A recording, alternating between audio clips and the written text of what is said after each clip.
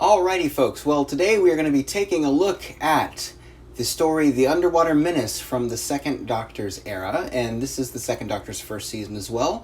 For full spoilers for this episode, and I wanted to let you know this is going to be an audio-only review, and also I'm in a room with some stuff on the floor, so if I bump into something, don't let that startle you, but that's why the screen is black. This is going to be audio-only. I'm going to go into this. I have never seen this before, and so this is going to be a first-time review, so I'm trying to go through every single story in the Second Doctor's era. Right before this, we had the Highlanders, and I had said that one was very jarring because it was, in my opinion, quite hard to get through because it's very slow and very dry, in contrast to the first Patrick Troughton story, which is Power of the Daleks, which I really like. So I was curious to see how this one was going to turn out.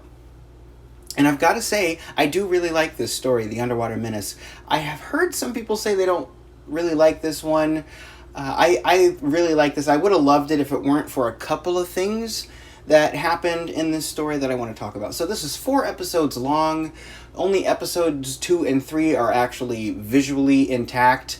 Episodes 1 and 4, you have to get kind of either the reconstruction version, or you can get the Audible or iTunes version or whatever that has the sort of linking narration and it's just the audio. So I consumed this mostly just through the audio. I didn't know that episodes 2 and 3 were not missing until later. At least I think 2 and 3 aren't missing. So I at least watched a lot of episode 3 after I had already listened to it on the audio version. So I watched quite a bit of it there. And I gotta say, I like the visual style of this. It's one of those stories that I really wish they had all 4 parts for. But The Underwater Menace is basically a story about the lost city of Atlantis, and there are fish people and shark tanks and evil geniuses and goddesses that people are praying to. It's really, I think, unique as a Doctor Who story. I mean, Tom Baker, I think, had a lot more stories like this, probably. This seems like a very Tom Baker type story, but I like the way that this one is less robot sci-fi and more just going back in time, and it's more of a historical, even though it's a faux historical. So that I like right off the bat. Also, this story has a lot more it's willing to do with violence and threats, I think. There is a moment right in the beginning of this story where you get people hovering over a shark tank, and they're worried about being eaten, and they're slightly going into the water, and that's a little bit that is a little, it can be a little nerve-wracking to watch. Now, I have to say as well, I have to throw this in there because a lot of people don't know this, but sharks actually are decently peaceful creatures toward human beings. Most of the time when they see a human, they just swim away. Now, that means you should still probably avoid them, but I always have to throw that in there because human beings do hunt sharks quite a bit. But it's just something I thought of as a person who's interested in some of that biology type stuff. But anyway, that first episode was pretty good, and I think the story builds as it goes. Episodes 2 and 3 start to show this plot with this sort of mad scientist who's trying to blow up the world for reasons that don't really make sense, by the way, but I don't really mind that. It doesn't bother me that the scientist reason don't really make sense. The story is quite funny in a lot of places too. The banter between the Doctor and Polly and Ben and Jamie is good, and there are 3 companions in this story, but I think they all have quite a bit to do here. And there's this army of fish people, and I have to say as well, the music, I really like the music in this. It's some of the most unique sounding score I've heard in Doctor Who, and this sounds quite a bit like the Macra Terror, and I think it's because both stories use the same synthesizer for scoring, which makes sense because they're very close together in the lineup. And there's this cool sequence in episode 3 with the fish people where they're underwater, and I'm not exactly sure how they filmed that. I'm not sure if it was underwater, if it's just on a stage and they're on wires, but it looks very ethereal and odd, and I do like it.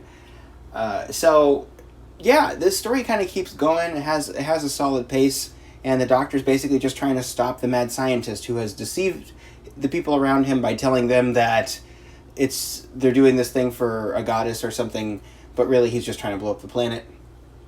He's promising to raise Atlantis back from the sea. And there's just a couple things that happen in this that I don't like that have to do with pacing. So one of the things is the mad scientist gets captured and then released again, or he gets captured and then escapes. I almost always dislike that plot line of, oh, I'm captured, oh, I escaped again. It just, it kind of undoes a lot of what they just did, and it's the thing that helps pad the runtime, but it's just, I just don't really like it. And the other thing is, there's a scene in here which I'm going to give a compliment to, which is, there's a moment at the end of episode 3 where 3 characters just get shot in cold blood. And it's, of course, not saying, oh, it's great because it's violent, but it's just, it really raises the stakes in a way that it's like, oh, I didn't know the episode was willing to go there. Just, the mad scientist takes over and just shoots 3 people. Well, then in episode 4, we immediately get, oh, but this one guy's not dead. It's like, I don't even think that really helped the story at all. He didn't really play a significant role in the story later, I don't think. So it just undercut that moment. It undercut the seriousness of that moment. I mean, not that, him getting seriously injured isn't terrible. It is. It's horrible. But at the same time, it's like, why did you make it look like he died and then a week later be like, oh, no, he didn't die? I don't like that.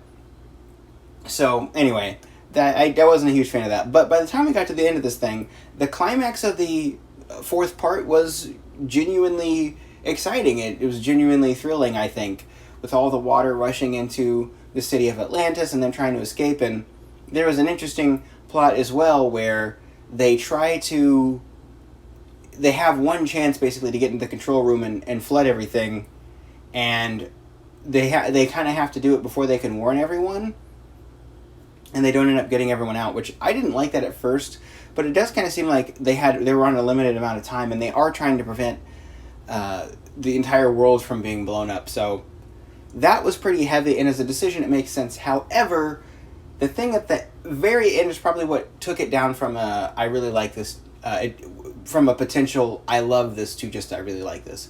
And that is that we don't get really any time to deal with the seriousness of the situation. So number one, we don't have a moment where we're like, oh, I had no choice but to do this. We don't really have a moment like that. And also, a lot of people might have just died, and we don't emotionally deal with that.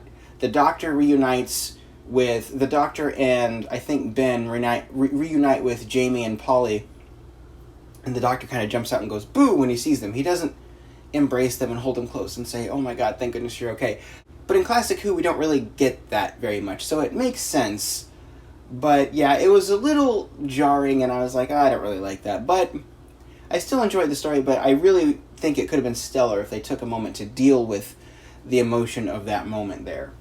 So, great story, really interesting sounding synthesizer, and as always, I watched one episode a day. When I watch this, that's typically what I like to do. Sometimes I finish a story and then I start a new story in the same day, but I watch one episode every day, and that gave me time for a breather between episodes, and I really liked The Underwater Menace. I would highly recommend it for people who like Classic Who. And I'm on to the next episode, which is The Moon Base. So we're going to see how that one is. But yeah, great music, great synthesizer, great silliness with the fish people, and I just really like the style. And I'd probably give it, I don't know, a good 8 out of 10, probably. So, I liked it. Okay, next time I'm going to be reviewing The Moon Base. Until next time, guys, I don't see.